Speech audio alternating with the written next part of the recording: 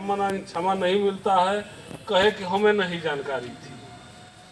कोई पढ़ाने नहीं आता है कि मारिएगा तो जेल जाइएगा, ये गलत काम महिला को करिएगा तो जेल जाइएगा, लेकिन मिलता है दंड। अब और कानून सख्त हो गया है, पकड़ना आसान हो गया है। बेसिक जो अंतर था पहले के कानून में और अब के कानून में, पहले था आईपीसी, वो दंड संहिता थी, उसमें दंड देने पे था। हर समाज अपने अनुसार कानून बनाता है। जैसे पहले जब हिंदू राजा थे तो मनुस्मृति वगैरह था, अपनी संस्कृति कानून का संहिता था। बाद में देश में जब बौद्ध धर्म आया तो उसमें भी कुछ चेंज हुआ। फिर इस्लामी राज्य हुआ तो उसमें भी शरिया के आधार पर कानून चला। ब्रिटिश राज आया तो उसमें राजाओं के हितों के हिसाब से कानून था। सबसे बड़ा एक उदाहरण मैं दे रहा हूँ। पहले था जो 1861 के भारतीय दंड संहिता में, मोटरसाइकिल कार से या गाड़ी से, मोटर यान से एक्सीडेंट हो गया, किसी की हत्या हो गई तो उसमें सजा बहुत कम था। ये 1861 में बना। उस समय गाड़ी किसके पास थी? केवल 2-4 लोगों के पास थी। और ये इतना खतरनाक हथियार हो गया था कि किसी की हत्या करना है तो गाड़ी से करवा दीजिए। अब इसको कठिन कर दिया गया। अब भी जो कठिन हुआ है, लोग जैसे घबरा रहे थे कि फंस जाएंगे, इसमें दिक्कत उसी के लिए है कि जो हिट एंड रन करता है, मारा भाग गया। अगर आपके साथ एक्सीडेंट हो गया, आपकी गाड़ी से कोई मर गया, तो तुरंत पुलिस या मजिस्ट्रेट को बताइए या पहुंच जाइए आप थाने पे, तो आप पे वो नहीं लगेगा। नहीं तो उसको वहां पे न रहिए, वहां से हटिए। अगर आपको डर लग रहा है कि हमको पब्लिक मार सकती है, यहाँ भीड़ है, तो भाग के तुरंत जाइए, कुछ दूर पर गाड़ी रोकिए, पुलिस को बताइए, थाने पे चले जाइए। इसमें है कि मार के भागना, भागने पे है। दुर्घटना हो गई तो उसमें कानून देखेगा, इंश्योरेंस कंपनी उसको देगी। पहले वैसे ही था राजद्रोह। राज मतलब राजा कौन थे हमारे? ब्रिटेन के। उनके खिलाफ, उनके प्रति हमको निष्ठा रखना था। अब क्या हो गया? देशद्रोह। देश के प्रति आपको निष्ठा रखना है। ऐसे ही कई चीजों में चेंज किया गया है। अब जैसे पहले दंड संहिता था, अब न्याय संहिता हो गया। न्याय कैसे मिलेगा? अगर हमारे साथ कोई घटना हुई तो एक तो निष्पक्षता रहे, समय से हो जाए, अनावश्यक विलंब न हो और सस्ता हो, तभी तो न्याय मिलेगा। अगर मान लीजिए आपके साथ कोई घटना हुई, उसमें बेईमानी हो जाए, तो बेईमानी रोकने के लिए भी इसमें व्यवस्था किया गया है। फिर आपके पास हम चार्जशीट लगा दें, आपका ऐसे ही सड़ा 10 साल में खत्म हो गया, तारीख पे तारीख। न्यायालय में न जाए तब भी दिक्कत, न्यायालय में गया तब उसके बाद तारीख पे तारीख पड़ रहा है, अभी चार्जे फ्रेम नहीं हुआ। तो इसमें हर चीज़ का टाइम बना दिया गया है। 90 दिन में आपको पुलिस बताएगी कि आपके मुकदमे की क्या स्थिति है। न्यायालय में गया तो चार्ज फ्रेम होने के पहले सुनवाई जब हुआ तो उसके 60 दिन के अंदर उसमें चार्ज फ्रेम हो जाना है। पहले होता था, आप एक सिनेमा में देखे होंगे, तारीख पे तारीख दामिनी में। ये नहीं होगा। अगर कोई नहीं आ रहा है तो उसके अब्सेंसी में भी हो जाएगा। 2 बार से ज्यादा स्थगन नहीं मिलेगा। इलेक्ट्रॉनिक सिस्टम एफआईआर में तो हो ही गया था, अब सब न्यायिक कार्रवाई में भी रहेगा। तुरंत उसको आपको निर्णय भी होगा। निर्णय पहले सब गवाही हो गया, साक्ष्य कंप्लीट हो गया, निर्णय सुरक्षित रख लिया गया। इसमें भी टाइम हो गया है, कितने दिन में आपको डिलीवर कर देना है, इससे ज्यादा आप नहीं रखेंगे तो न्याय। इसीलिए इसका पूरा दृष्टिकोण चेंज हो गया है, दंड से ज्यादा न्याय हो गया है। और किसी को कुछ पूछना है? प्रश्न नहीं है तो बहुत अच्छी बात है। कोशिश करिए कि कोई जरूरत ही न पड़े, ठीक है? अगर जरूरत पड़ी, कोई प्रश्न मन में जागरूकता उत्पन्न हो रही हो कि प्रश्न करें हम, तो वो खड़ा होके प्रश्न कर सकता है कि जो आईपीसी थी वो क्या हुआ, जो सीआरपीसी थी वो क्या हुआ, किसमें आया। आप लोगों से अनुरोध है, कोई जो है प्रश्न हमसे कर सकता है। देना या मतलब चोरी पहुंचाना होगा। मॉब लिंचिंग में गंभीर रूप से घायल भी कर देना, जैसे कोई आप लोग इकट्ठा होके कहीं भी कोई घटना घटित हो गई, चोर कोई पकड़ लिया गया और उसको बिना पुलिस को सूचित किए, बिना पुलिस के हवाले किए हुए उसको आप जो भी गांव के लोग हैं मारपीट करके गंभीर चोट पहुंचा दिए या उसकी हत्या कर दिए। ये घटना मॉब लिंचिंग की है। तो कृपया इसके बारे में आप लोग सभी को बताएंगे। उसमें क्या हो रहा है ये जानने का उसको अधिकार दिया गया है। गवाहों को धमकियों और भय से बचाने की महत्वपूर्ण आवश्यकता को स्वीकार करते हुए गवाह संरक्षण योजना की शुरुआत की गई है। यदि किसी भी गवाह को यह लगता है कि मेरे जान का खतरा है तो उसको गवाह संरक्षण योजना में उसको गनर जो भी चीजें हैं वो उपलब्ध कराई जा सकती है उसको सुरक्षा के लिए। बलात्कार पीड़िता, सामूहिक बलात्कार पीड़िता, एसिड हमले की पीड़िता का बयान जहां तक साध्य हो एक महिला मजिस्ट्रेट द्वारा या उसकी अनुपस्थिति में एक पुरुष मजिस्ट्रेट द्वारा महिला की उपस्थिति में ही दर्ज किया जाएगा। नए कानून में आरोप पर पहली सुनवाई के प्रारंभ से 60 दिनों के भीतर आरोप तय किए जाएंगे। ये न्यायालय के लिए भी है। आरोप तय होने की तारीख से 90 दिन पूरे होने के बाद घोषित अपराधी की अनुपस्थिति में अभियोजन की कार्रवाई शुरू कर दी जाएगी। यदि वो आरोप तय होने के 90 दिन पूरे होने के बाद अब घोषित अपराधी अनुपस्थित है तो भी अभियोजन की कार्रवाई चलेगी उस पर। आपराधिक कार्रवाई में 2 से अधिक स्थगन देने की अनुमति नहीं है। नए कानून दृश्य प्रतिनिधित्व या इलेक्ट्रॉनिक संचार किसी भी माध्यम से देने पे दंडनीय है, जिसमें 3 वर्ष का कारावास का दंड है। यानी कि राष्ट्र की एकता और सुरक्षा को खतरे में डालने वाली कोई भी आप दावा, झूठी खबर, भ्रामक जानकारी, लिखित, मौखिक, ये कुछ भी नहीं देना है जिससे देश की अखंडता और सुरक्षा खतरे में हो। दुकान, माल इत्यादि से जानबूझकर भुगतान किए बगैर सामान ले जाने के लिए अब कड़ी सजा के प्रावधान है। ये भी आप लोगों को जानकारी होना चाहिए कि दुकान, माल इत्यादि से जानबूझकर भुगतान किए बिना, यानी कि बिना पैसे दिए सामान लेके चले जाने पे। एक और चीज है, संज्ञेय अपराध घटित होने की सूचना राज्य में किसी भी पुलिस स्टेशन के प्रभारी को दी जा सकती है। एक ये सबसे बड़ी बात है कि संज्ञेय अपराध घटित होने की सूचना राज्य में किसी भी पुलिस स्टेशन के प्रभारी को दी जा सकती है, चाहे वह अपराध उस पुलिस स्टेशन के अधिकार क्षेत्र में घटित हुआ हो या नहीं। यानी अब देश में कहीं से भी कहीं भी FIR हो सकता है। ऑडियो वीडियो भी शामिल होंगे। नए कानून में तलाशी और जब्ती की वीडियोग्राफी के लिए प्रक्रियाएं शुरू की गई है। यानी कि तलाशी और जब्ती दोनों में वीडियोग्राफी कराई जाएंगी, जिसमें जब्त वस्तुओं की सूची, गवाहों के हस्ताक्षर तैयार करना शामिल है।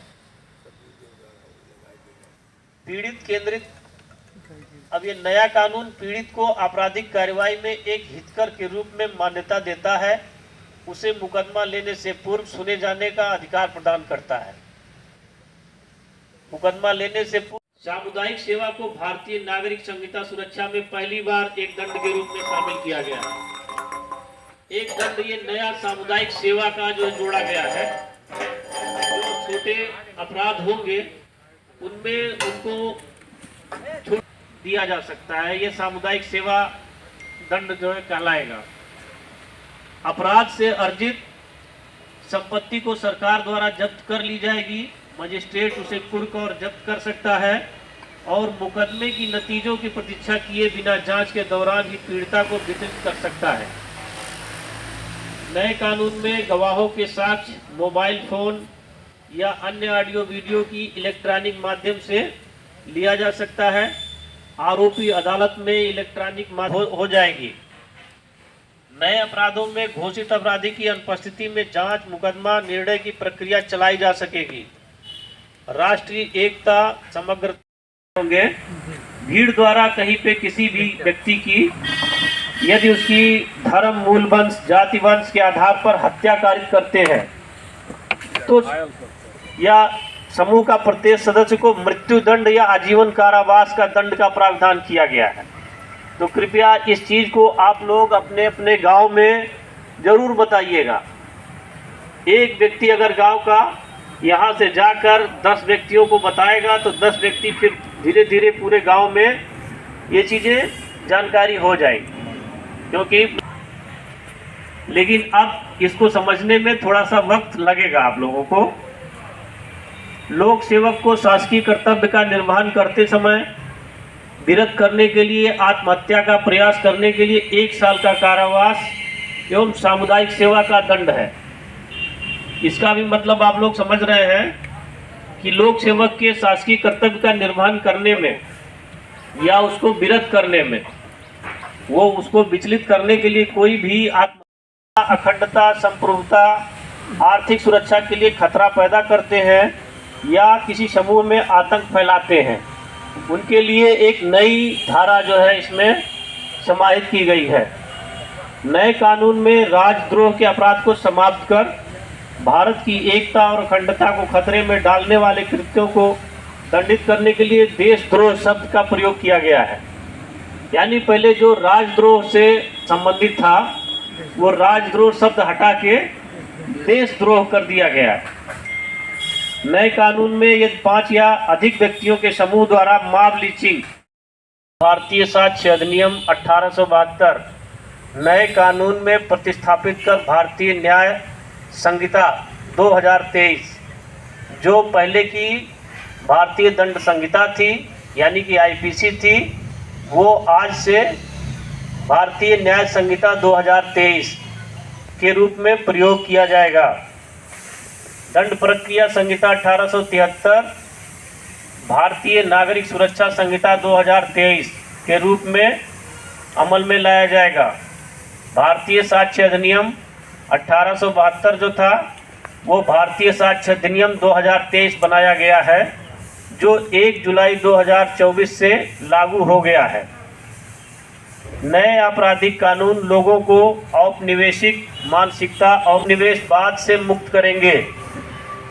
यह दंड के बजाय न्याय पर ध्यान केंद्रित है, यानी कि जो पहले आईपीसी दंड के उस पर केंद्रित थी, अब उसको न्याय के ऊपर केंद्रित किया गया है।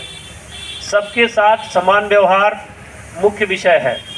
इस कानून को लागू करने का मुख्य उद्देश्य है कि सबके साथ समान व्यवहार। आगे, यह कानून भारतीय न्याय संहिता की वास्तविक भावना को प्रकट करते हैं। इन्हें भारतीय संविधान की मूल भावना के साथ बनाया अधिकारों के मूल्यों के अनुरूप है तथा पीड़ित केंद्रित न्याय सुनिश्चित किया जाएगा। इन कानूनों की आत्मा न्याय, समानता और निष्पक्षता पर आधारित है। अब इस जो लागू हुआ है इसमें महिलाओं और बच्चों के विरुद्ध अपराध पर अलग अलग धाराएं आई हैं। इनके बारे में नए आपराधिक कानूनों में महिलाओं और बच्चों के खिलाफ अपराध से निपटने के लिए 37 नई धाराएं जोड़ी गई हैं। महिलाओं और बच्चों के खिलाफ अपराधों से पीड़ित और अपराधी दोनों के संदर्भ में लिंग तटस्थ बनाया गया है।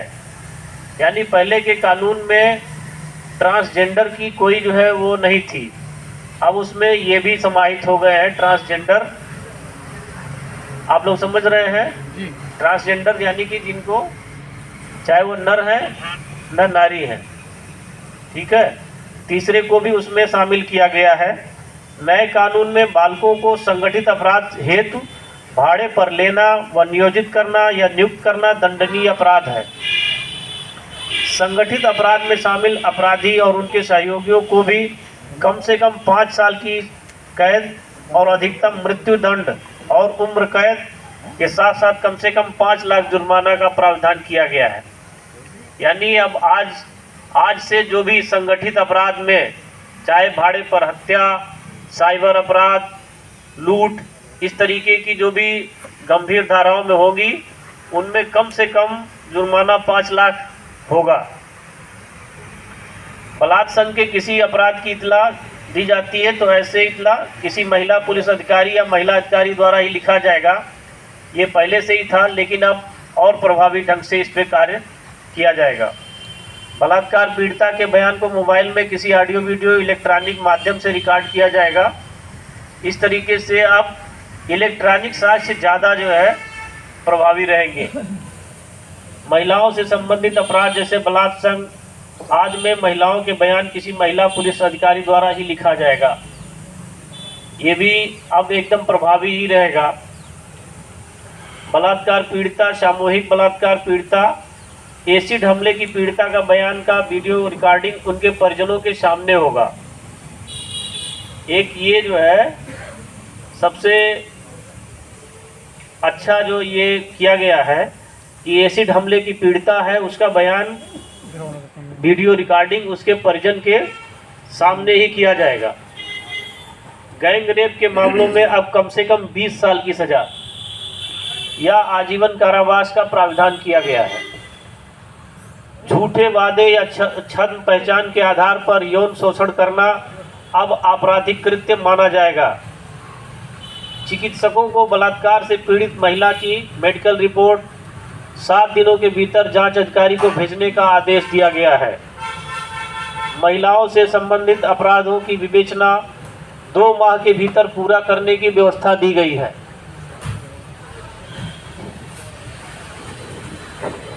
नायक जय हे भारत भाग्य विधाता, पंजाब सिंध गुजरात मराठा द्राविड़ उत्कल बंग, विंध्य हिमाचल यमुना गंगा उच्छल जलधि तरंग, तव शुभ नामे जागे तव शुभ आशीष मांगे, गाहे तव जय गाथा जनगण मंगल दायक, जय हे भारत भाग्य विधाता, जय हे जय हे जय हे जय जय जय जय हे। भारत माता की जय, भारत माता की जय, भारत माता की जय। बैठ जाइए आप लोग।